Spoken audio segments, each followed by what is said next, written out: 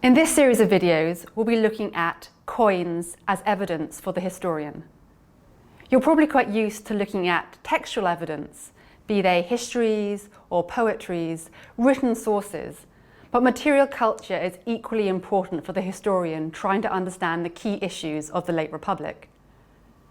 Coins are a particularly useful tool for any historian trying to understand the political history of Rome.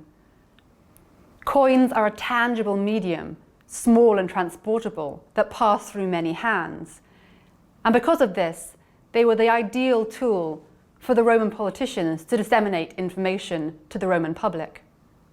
Before we look at some coins in more detail, I'd like to give you some information to help you understand how historians, and in particular numismatists, and those are people who study coins for a living, talk about coins.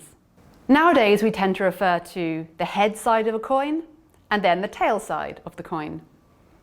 In numismatics, the head side is referred to as the obverse and the tail side the reverse, and I'll use those terms in this video.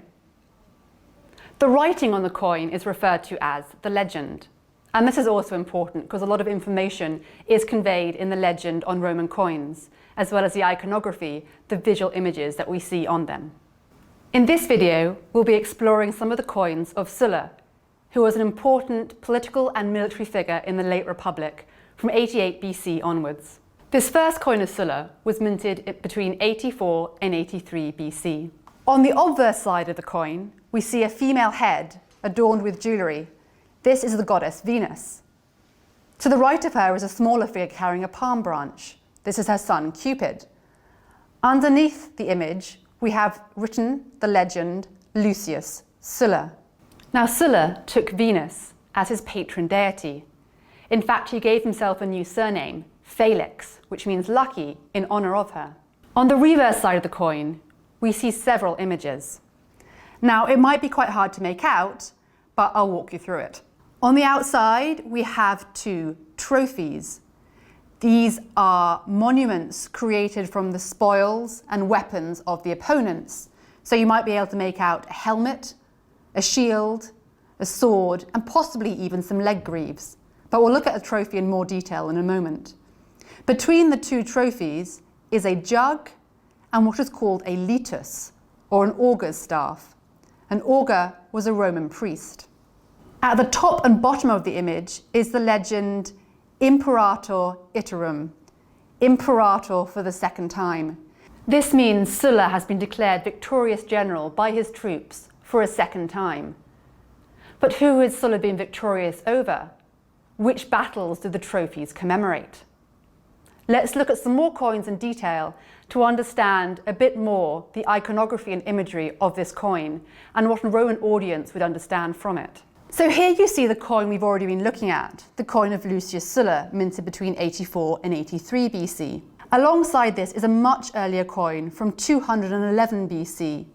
This is a Victoriatus, so named because on the reverse side we see a victory, a winged female figure, crowning a Roman trophy with a wreath. And actually on this coin it's perhaps a lot easier to see the trophy than it is on the coin of Sulla. You can quite clearly see the round shield, the helmet with the crest on top, a long spear, and the skirt of the tunic. This was a very common sign for the Romans, and a means of designating victory over their opponents. Below this is a coin minted in 135 BC. Now there's quite a lot of imagery on this coin, but what I'd like you to pay attention to is the figure standing on the right-hand side of the reverse coin. You should be able to see a figure who is wearing a toga with the hood of his toga pulled up, and he's holding a litus, just like the litus on the Sullan coin. This man is an augur, a priest. So looking at these coins together, we can see that Sulla's coin is using imagery that a Roman audience would be well familiar with. He's combining trophies that signify his victory with the litus of an augur and also the jug, which is a sacrificial object used by the pontiffs, another group of priests, to signify the legal authority he has to conduct his campaigns. So on this coin, we can see that Sulla is celebrating victory. He's got the support of the goddess Venus, and he's also making reference to Roman priestly offices. The augurs, who took the auspices which allowed Roman generals to go out and campaign, and that's represented by the litus, and the jug, another ritual implement used by the pontiffs, another group of Roman priests. Now, as consul in 88 BC, Sulla received imperium and auspices for the Mithridatic command, the war against Mithridates, and this had been assigned to him by lot. However, Marius had used the tribune of the plebs to have the command transferred to him. This provoked the civil war between Marius and Sulla. Having marched on Rome to declare his legitimacy, Sulla then went east. Between 87 and 86 BC, Marius and another Roman politician, Cinna, fought against Sulla and reversed his laws, presumably including the law that Sulla had used to reverse Sulpicius' law, giving Marius the command and thereby making Sulla's command illegitimate. So in 84 BC, Sulla was victorious over Mithridates and returned to Rome.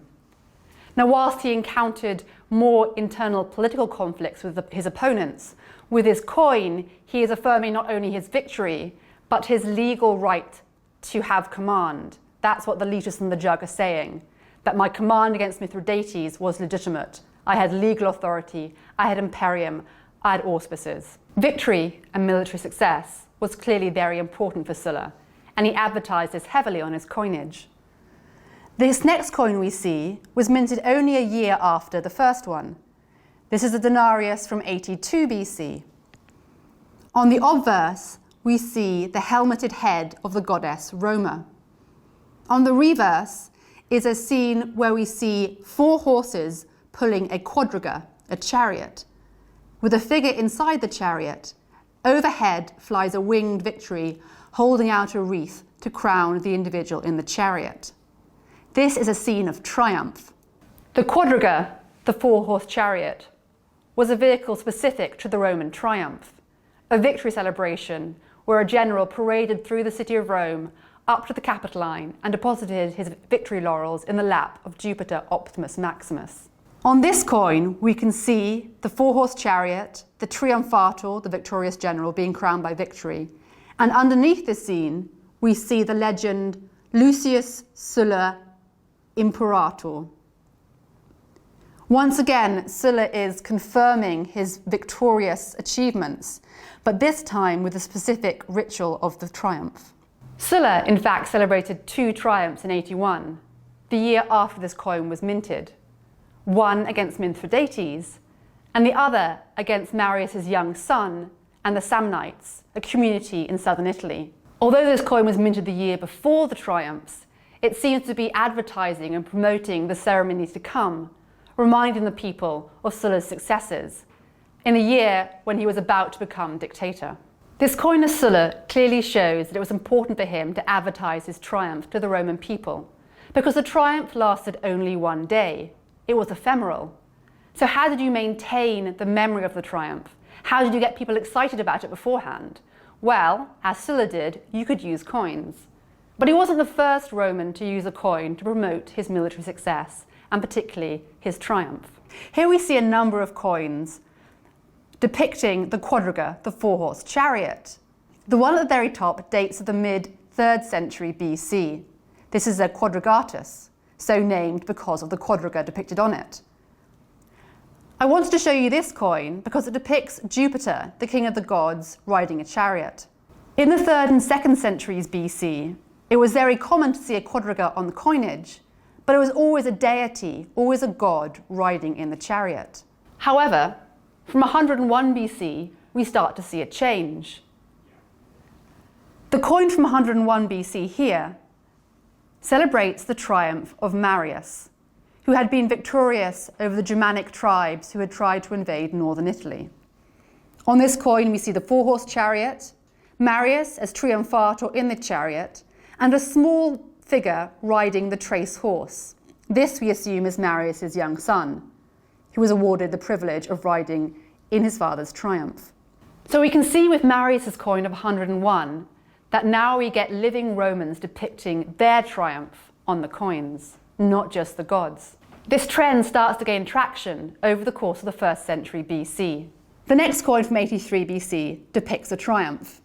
It's uncertain who is the triumphator, but given the date of the coin, 83, during the civil war between Sulla and his opponents, this coin might in fact be portending a hoped-for triumph and an end of civil war. Next, we see the coin that we've already studied, the coin of Sulla, celebrating, or in fact advertising, his 2 triumphs of 81. This coin is followed by a golden coin, an aureus of Pompey the Great. This is a striking coin not just because it's gold. This is the coin that Pompey is using to advertise his triumph as he returns victorious from Spain. Once again, we see the triumphator in his chariot, and underneath the legend pro-cos, proconsul. This is because Pompey was returning from Spain, having had proconsular power in his command against Sertorius. The final coin depicts not a Roman general, but victory herself, the winged figure holding out a wreath, riding the quadriga. I wanted to show this coin because it comes from 46, another period of civil war. So here we have again the idea of the triumph, the idea of victory as being crucial and central, but during a time when Romans were fighting Romans. So let's return to this coin of Sulla. We can see now the importance of the triumph to him as an individual, to advertise it before it happens, to promote his military success to the Roman public. But we can also see this coin as part of a longer and ongoing tradition, highlighting the importance of the triumph as a symbol of military success to Roman generals.